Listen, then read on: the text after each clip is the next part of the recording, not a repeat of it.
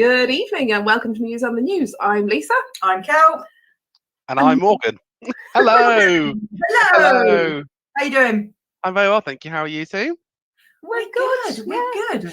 Should we just explain to our audience that Morgan is no longer a guest when he comes on to Muse on the News? Oh, he isn't. Yeah, Morgan is a new member of the digital content team at Pride in Surrey. Yes.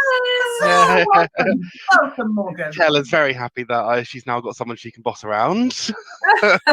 Yeah, she's very good at that. The existing team members don't let me boss them No, around. and I'm typical. I'm a typical gay guy. I just like to be bossed around. So well, that's wonderful. You're in the right place. In the right probably place, a yes. different show and a different episode. But we Yeah, can talk very. about Morgan. Thanks.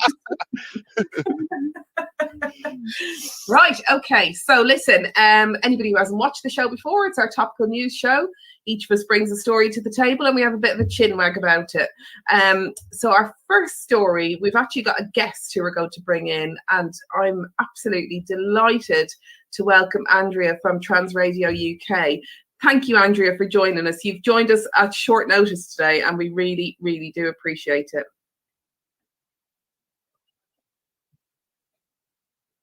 Can you hear us, Andrea? Oh dear.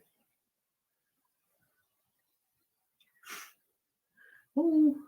Can you hear us? It's almost like her. There. Screen's frozen. Oh no. Oh. Can you hear us, Andrea? Oh, your dodgy internet connection. I can, yes, thank you.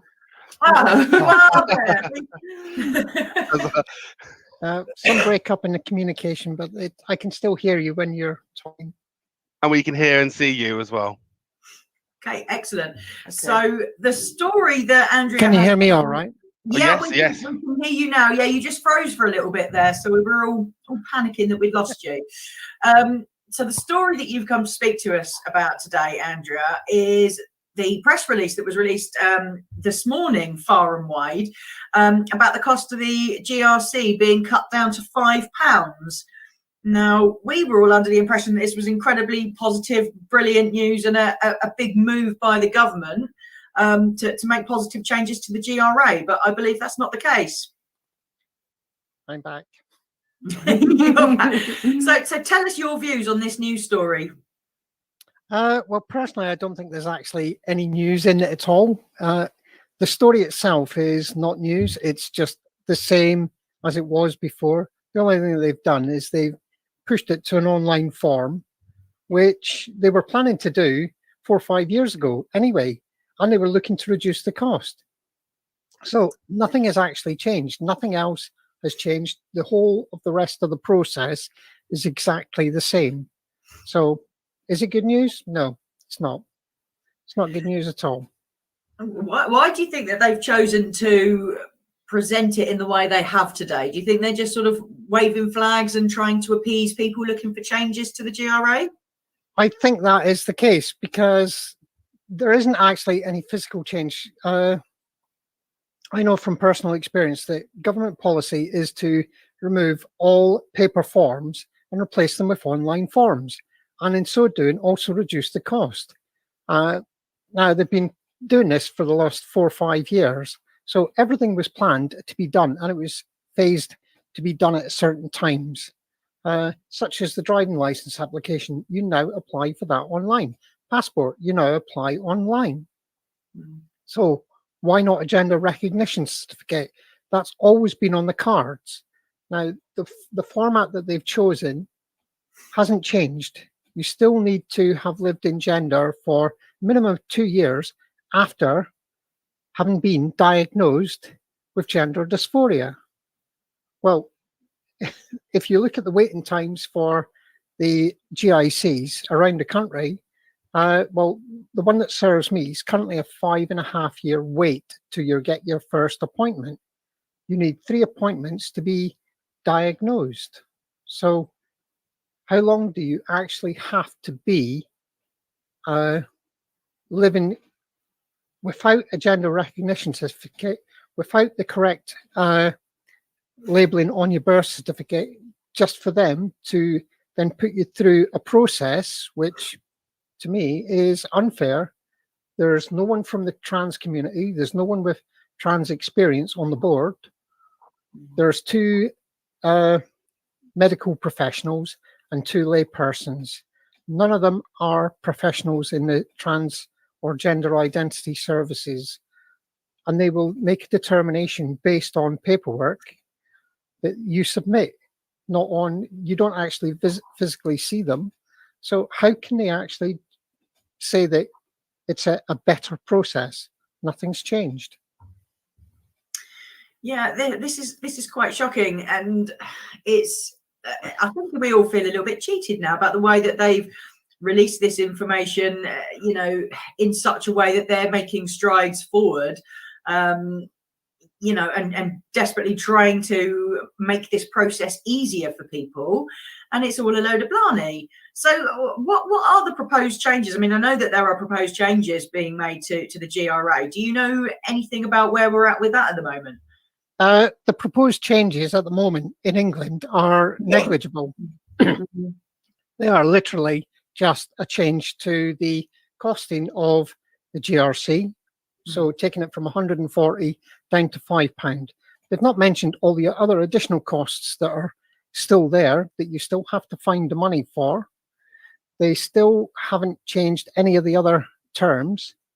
So ultimately, the GRA, they have made one very small token change to try and appease the trans community. And to be quite honest, it's a bit of a joke. It's not enough. Really. It's not enough at all. And I'm quite distressed to hear that your wait time is over 5 years. I think that is just, it's probably the highest wait time that I've heard of across the country. And we've spoken to quite a lot of people. And I think that is just appalling. I'm so shocked by that. And I think that the trans community has been let down time and time again. Promises have been made and nothing has ever come to fruition. I mean, what are your thoughts, Morgan? Well, similar to yours, and I was really shocked to hear how long your wait times are. That's ridiculous. And I was just kind of looking over the article and how at the beginning of it, it's really kind of trying to sell it as if this is some big change, and then they leave something right down at the bottom, the comment from Stonewall, where it's saying this is not a substitute for actual meaningful reform, which is what Andrea was saying, and it's just a tinkering around the edge of a really complex process which leaves a lot of trans people in just the dark almost, really. And I think it's really disappointing that I think a lot of people, and I think a lot of people that aren't so overly involved in or understand the issue, think that this is going to be a really big thing and a big step forward, when it's really sad that it isn't. And I think it's kind of almost going to over conflate the actual changes that need to happen, and people will think, oh well, it's cheaper now, it's easy. And when it's, as Andrea was saying, it's not easy. It's definitely not easy. No, Andrea, I'm interested to know, what do you think any positive change will come out of the recent census, where people were able to to have themselves on record with their gender identity? Do you think that will make any real change with regards to the placement of services and the funding to services? I don't know if it will make a change to the placement of services, because they still target the areas which don't actually need as much. I mean, I live in the Southwest, and I did a Freedom of Information request to all of the GICs in the UK back in September last year. Now, the information that I got back from it showed that even though the clinic in the Southwest has the most clinical staff, that's doctors, not nurses, just doctors, actually working in the gender clinic, they had 4 times as many as any of the other clinics. And yet their wait times are 2.5 times that of most of the other clinics. The number of patients they saw was ridiculous. You're talking 1 a month in a 2-year period. And why is that? What's the reason behind that? Is it the bureaucracy? I honestly don't know, but they will turn around and say, oh, well, the staff shortages. Well, excuse me, but you've got 20 clinical staff working for you. How can you say you've got staff shortages? Some of the other clinics only have 5, maybe 6 clinical staff. So it's a little bit ambiguous as to why. And it's not really fair on the Southwest. But is the Southwest trans community particularly large? I would say no. It's one of the smaller communities, but we get all the overfills come in from the other clinics. They get pushed down into the Southwest, and subsequently the Southwest now has the longest waiting times. And yet anybody that's in the Southwest that gets referred to that clinic, they have to wait a long time. I mean, a 5.5-year wait period is criminal in my mind. If that was anything else, if this was any other wait time in any other health service, that would be a national scandal. Yeah. It is a scandal. Well, it is a scandal. It is a scandal, but it would be treated with as a national scandal. And I think it's outrageous, really. And I mean, even if it was just a fracture clinic, if you says, I'm sorry, you're going to have to wait 5 years to see a fracture clinic, what deformities would you have as a result of those fractures? Yes. They would be untold, and there would be a massive outcry. But they still say up to 18 weeks for a fracture clinic's appointment. You don't have to wait that long in most cases. You're seen normally within a week, 2 weeks. But as far as the NHS are concerned, that 18-week period doesn't apply to the gender community, to the gender services. So there's no government set time targets for even though it should still be 18 weeks, they have got an exemption from those waiting times, which is just criminal. It's appalling. There's so much work to do still, isn't there? You know, and I think you've demonstrated very well the very serious challenges that there are, and we still need to keep fighting, don't we? I mean, it's just absolutely. Yeah. You know, people can't be expected to wait that long for medical appointments. No. It's horrendous. And then just the fact that you've got to wait for that diagnosis to even apply for your GRC. A friend of mine who lives in Wales, they are lucky. They've actually managed to get signed off, confirmed as having gender dysphoria. They went through the GRC process, but still got rejected because they didn't provide enough evidence. And the criteria for the evidence is kind of bizarre. It's not hard and fast saying, this is what you need to show us.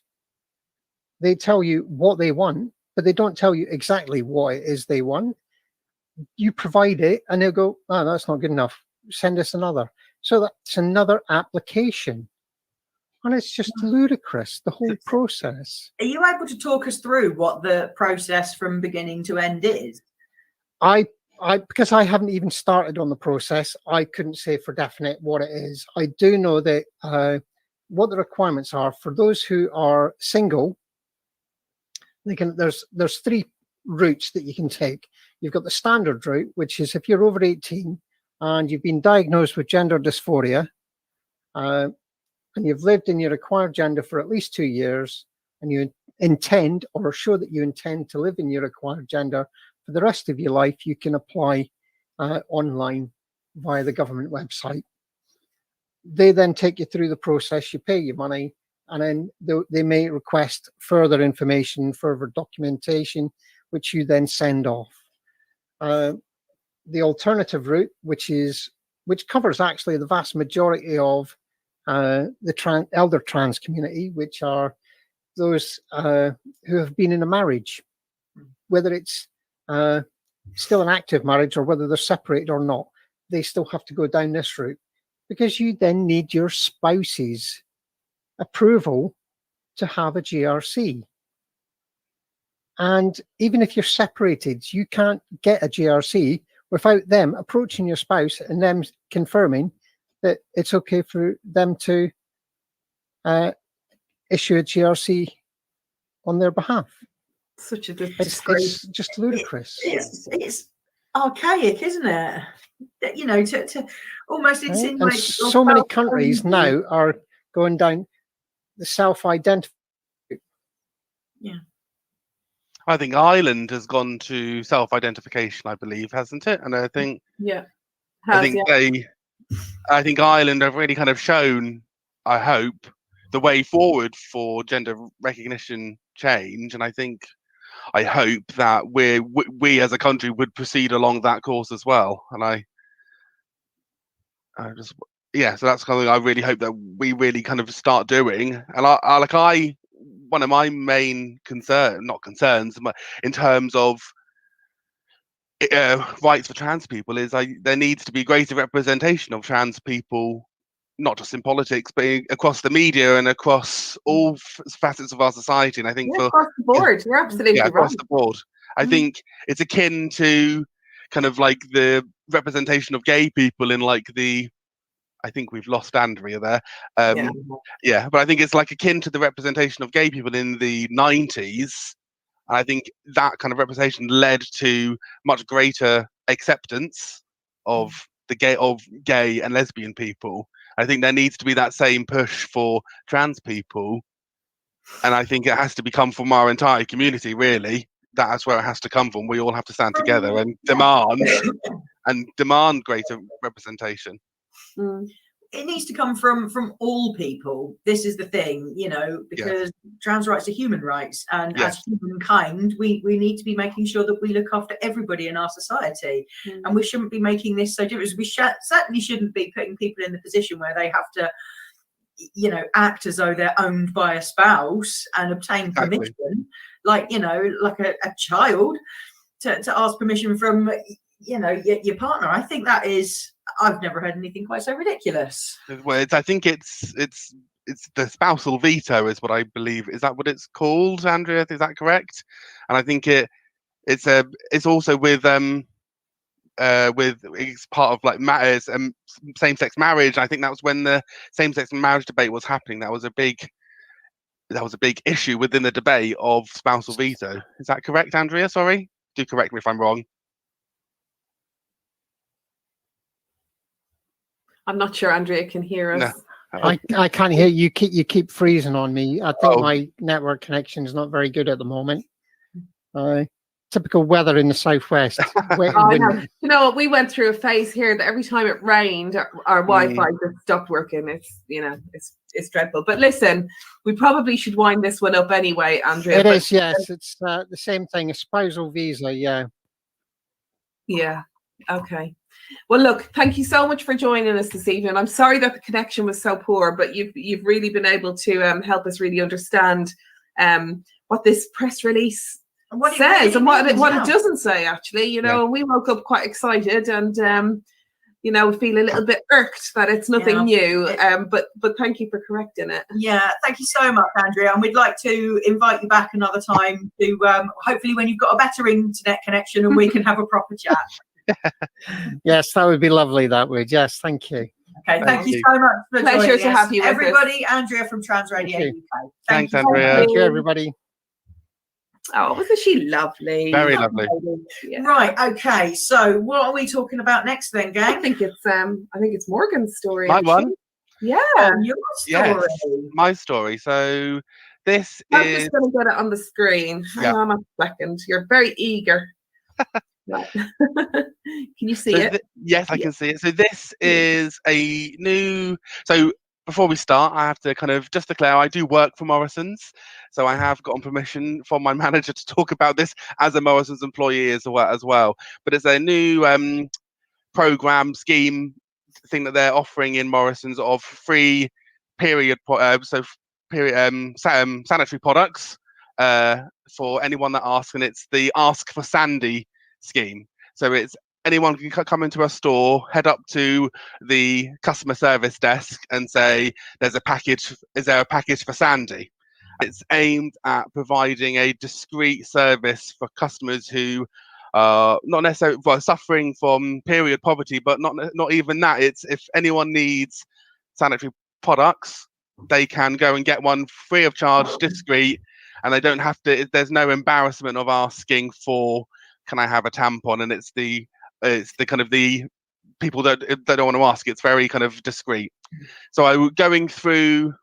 We all got sent a brief down about it. So we were all also all staff members that would be on this point of sale would have all had this brief, and it's kind of just detailing. And I was really not surprised, but I was really happy to see there was a real emphasis on it being trans inclusive as well. It's really that it was basically saying it's no questions asked, and it's even if a male presenting person comes to and asks for a package for Sandy, not to say, oh, these are just for women. It could be a trans man that's coming to ask who still has periods, or it could be a cis man coming to ask for products for their partner or their girlfriend or their daughter or their mother. So it's essentially a no judgment discreet service, which I was really proud when I really saw that Morrison's would do. I was really proud that Morrison's was doing it. So that's kind of what I wanted to highlight. I think incredible. It's really forward thinking how they've approached it as well. It's not, they've really thought it through. It's not a tokenistic gesture. And the fact that it is no questions asked, I think sometimes asking for help is just such a hard thing to do. And to be able to just go and say that little phrase and be given your little bag of stuff is absolutely fantastic. I often find myself concerned for sort of homeless communities and people like that, at certain times of the month. And I think is the provision adequate? Is it an emergency supply, or is it enough to see somebody through a cycle? I mean, I don't know exactly. I believe it's a package, it's a package of the product that would be on the shop floor. So it's not. I don't know for certain because I haven't actually done one. It's managed by our store's community champion. So all of our Morrison stores has a member of staff that's called the community champion. So they do a lot of the charity side of the store. So I'm not sure if it's a full product or it could just be an emergency supply. I'm not entirely sure. But what I did kind of want to say, and as much as proud as I am of it, I find it really sad that the government is not providing the funding to end period poverty. I think that's a real problem we have in this country. That so many, especially I think young girls and young people who have periods, I think it's really important that, especially when they're at school, I think that there should be funding that the schools get specifically to provide period products. And I think that's something that the government should be doing. I think it's great that supermarkets like Morrison's are doing this, and I think it's really important as an emergency. But the majority of the time, you're not in a supermarket, or you're probably not near a supermarket. So, and especially for teens, I think their schools or in sexual health clinics or wherever, I think there needs to be a much clearer and much more funding for this. So we really can end period poverty. I think that's such a big issue that we have to tackle. I think we absolutely can, but at the moment, if there are organisations and companies such as Morrison's making these baby steps towards ending period poverty and towards helping people in whatever way they can. Your community team are incredible. Every step forward is a good step, and I think what I hope is that when Morrison's does this, hopefully then all the other supermarkets will start doing it. Exactly. And then that will then lead to a much wider acceptance of this and wider and kind of wider understanding that we should be providing them. Then other organisations start to do them, and then that then leads to an avalanche of support for it, which then leads to the government almost doing it because everywhere does it, having their hand forced. Yes. I just did a quick Google because as we were talking about schools, there was something in my head saying, "Oh, I think that's funded now," and it is actually government. Oh, okay. The red box schemes in school is funded, so that's wonderful. Because I was thinking we hadn't been asked for donations for quite a while. Because not normally at the beginning of the year you get asked to donate some stuff for the red box, and we haven't had that for a while. So it's great that it is funded. But you're quite right; it should be available in lots of other places through our library schemes, maybe, and anywhere where people are gathering. Really, I think it's So that's what I wanted to Well, do. well done, Morrisons. Well done. Yes. Positive step. Really good. Really, really, really It good. made me really proud to, and it's kind of, it made me really proud to work for Morrisons. Yeah, That they were very good. taking that. And because I was reading the brief, and it was one community champion in one of the stores came up with it, and that really does show that I found this in Morrisons as well. Not that it's an advert for Morrisons, but it's that they really do. If you have a good idea, they really do take it. So I hopefully see that replicated everywhere as well. Wonderful. Right, Fingers step crossed. up, Yeah. Asda. That's it. Sainsbury's, Yeah. Tesco's, Markets are available. Waitrose, Yes. Lidl. Who are leaving out? Aldi. Aldi. And Co-op. small, Budgeons. independent, regional-owned stores. Yes. Yes. All. Yes. All. And I think in terms of the government, I think it could be good if the government were to support it in the way of advertising it, and kind of so people become aware of it, so that it becomes the Ask for Sandy scheme everywhere, or something along those lines, instead of it just being one store or two stores everywhere. Yeah. All it's going to take is for Tesco's to get involved and call it Ask for Barbara, and the whole thing's going to go out the window, and it's just not going to work. I think you're wrong. Moving swiftly on. Right, my story next. Yes. Your story next. Yeah. Tell us about your lovely story. So, this is a story. It's an American story. And a gentleman and his husband were flying a pride flag outside their home, and it had been there for quite some time, and they lived in a neighborhood that was quite inclusive. They'd never really felt any prejudice or discrimination because of their sexuality, which was all very good. But one day this pride flag they discovered had been stolen from off their porch, and they were obviously quite shocked and upset by this, and the neighbors all rallied round, and it's a friendly neighborhood, and there was one neighbor in particular who went out and replaced their flag, but also bought 10 more so that the neighbors could fly the flags as well. And there was this massive outcry as to who had stolen this pride flag, and everybody was really annoyed, quite rightly. And then I think they were doing some tree work or something, and they discovered that the thief, instead of being somebody who was quite mean and horrible, it was just a little raccoon who had stolen the pride flag to make a nest. Oh, I know. So I was quite thrilled with the idea of a pride flag nest. I thought that was really cool. Absolutely, yeah, cool raccoon. Yeah. So I love this story for that ending, but I also love the story for the neighborhood spirit, and his pal up the road buying pride flags for all the neighbors on the street. I just thought that was fantastic. I think it was really nice when I was reading this, and it was that the locals kind of didn't. They all kind of instantly wanted to help.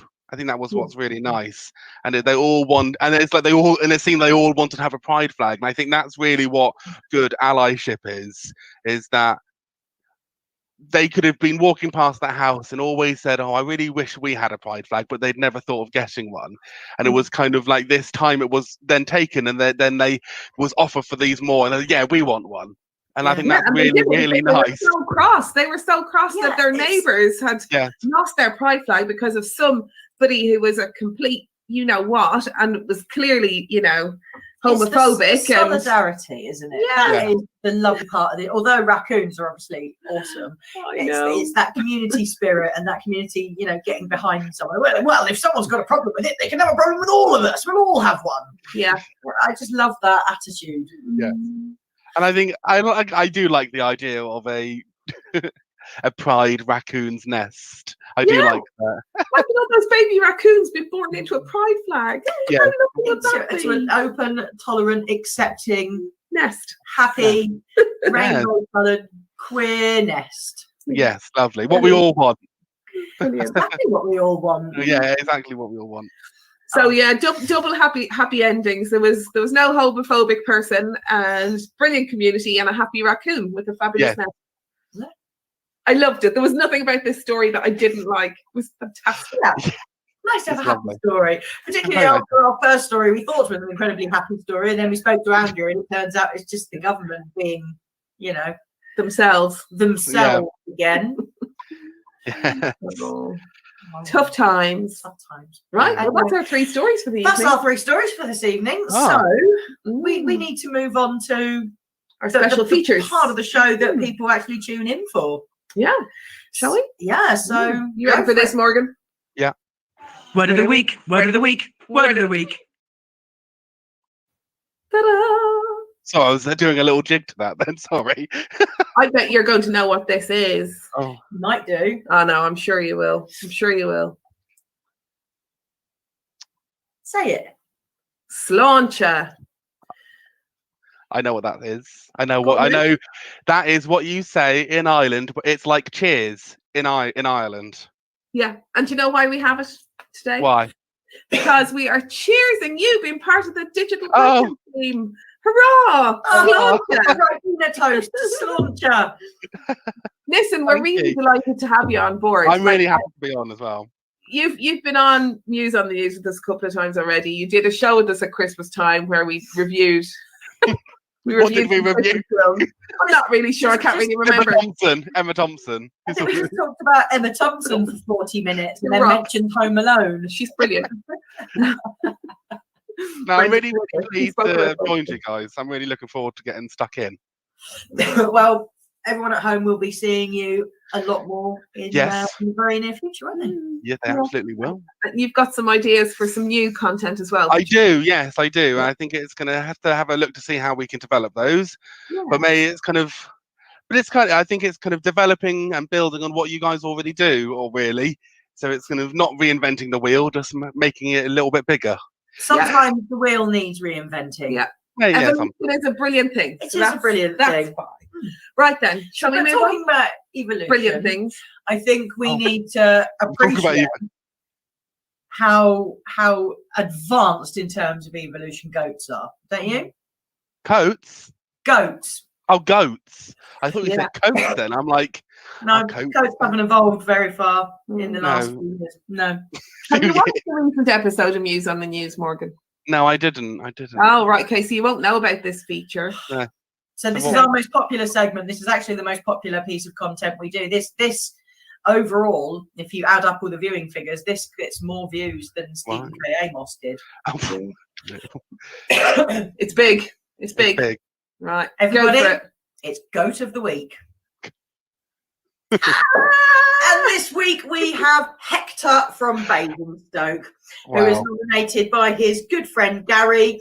And he really doesn't do much with his life. He just sort of goes about and goats. He's a big fan of the selfie. This is a selfie taken by Hector himself. It's one of his best shots, best angles. And do you know what? We think Hector is a beaut. He's lovely. Look at his lovely clean teeth. Those are almost unnaturally clean teeth. Yeah, Aren't they? I know. mean, for a Usually goat, we have very other clean. people with Who's brilliant his, teeth as who's well. his dentist? Don't know. I would Yeah. I would hedge a bet and say it's private. Mm. Harley Street. Probably. Yes. Yeah. Mm. And he clearly flosses. Yeah. Yeah. Good for I mean, Hector. Good Hector. Rock on, Hector. Rock on. Yeah. Bring him up again. Let's have a look at him. I need to describe for our radio listeners. Okay, so how do I describe Hector? He looks like a young goat to me, and we can see his bottom teeth, which are looking fine, like beautiful white teeth. He's got quite googly eyes for a goat. Are those eyes set wide apart? I don't really know what. No, how it's far pretty apart. standard for a goat, Morgan. Right, Pretty okay, standard. okay. Certainly, we've got some experience with goats now, and I think it's fairly normal. He's brown with some white patches. I think he's really cute. I Yeah. think he's super cute. Yeah. I'd have him in my back garden. Yeah, Oh. he's beautiful. What does that even I mean? don't know, but that sounded very rude, and now I need to get rid of Hector off the screen. Oh dear. So going to a back garden near God, you, you- Stephen. Next week's Goat of the Week. Oh dear. Oh dear. Oh dear. Oh, get sillier. Yeah. Anyway, guys, do you know we've managed to actually bring in this whole show under 50 minutes? We're actually 35 minutes in. We've done So well. that- This is what we aim for. This is what we for every week. I mean, I'm kind of feel like a bit shamed by Hector because he's got better teeth than I have. kind of I ashamed know, of but myself. they're like, how do goat, right, in a serious note now, on a serious note, how do they keep their teeth clean? It They must be like, grass, don't they? yeah, just eating grass, I guess. It's Yeah. just But there's not even nature. a bit of grass stuck there, like they're perfectly clean. And we have looked at quite a few goats, Morgan. Right, Okay. I'm sorry that you haven't looked at them, but you haven't seen our goats. But they've all had, like, the teeth that we've seen, they've all been really good. Well, do you know what? Goats are really good at climbing and oral health. So do you know what I've just looked up online? I said, how do goats clean their teeth? Goats do not brush their teeth, obviously. Right. But chewing of hay, this is what it said. But chewing of hay is one way to get rid of excess hard food off their teeth. So they chew Right. hay. So they do clean their teeth. Their teeth, just not with a toothbrush. Well, no, that would be Because ridiculous. they haven't got They've thumbs. And they eat lots of other stuff as well. You too. But they eat lots of other things as well. Like they're Dime renowned. bars. No, they're renowned for like eating washing off lines and stuff. Well, that's why we can't have a goat in our back garden. That's how they keep it clean. All that cleaning detergent. Yeah. Exactly. Exactly. They don't use toothpaste. They use Daz. Ads. For bright and white. For bright and white teeth. Yeah. Oh, should we have a message from a friend? Shall we? Yes. Let's have do a it. message from the lovely, wonderful Bethany Rose.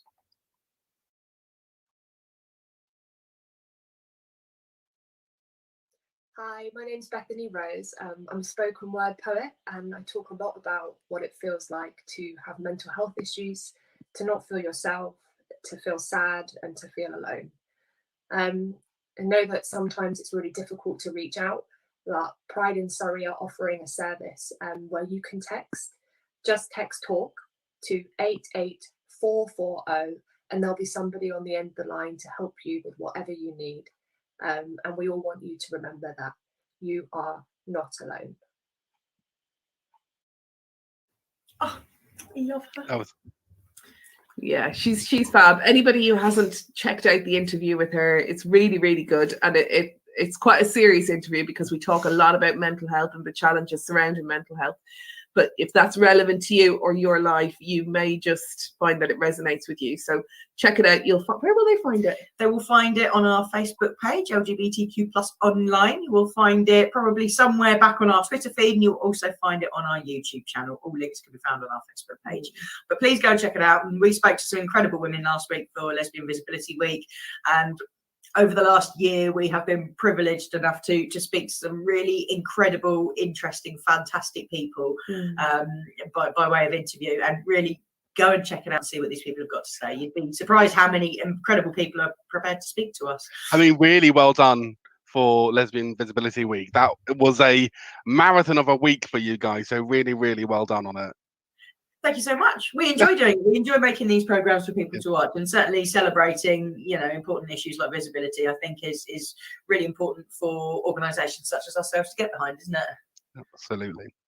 Definitely. Right then, Morgan. Well, look, thanks very much for joining us. Always And, happy.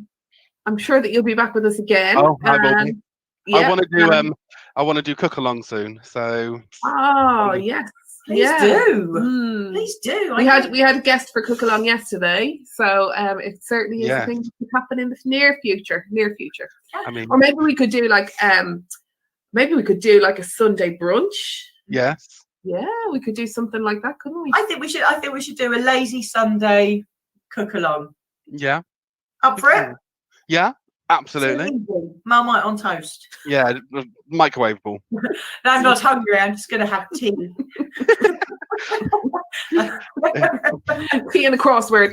Right. Okay. Right. We'll let you go, and and thanks to everybody who's tuned in, and we'll see you again. What's our next thing that's going to be on the box? Yes. We'll see you again next week. But and thank you to all our radio listeners that listen to us too on Trans Radio UK, where Andrea presents. So that's fantastic. And Surrey Hills Radio, and of course Radio Woking. So thanks for tuning in via those radio stations too. It's wonderful. Thank you very much, everyone. Bye. Bye.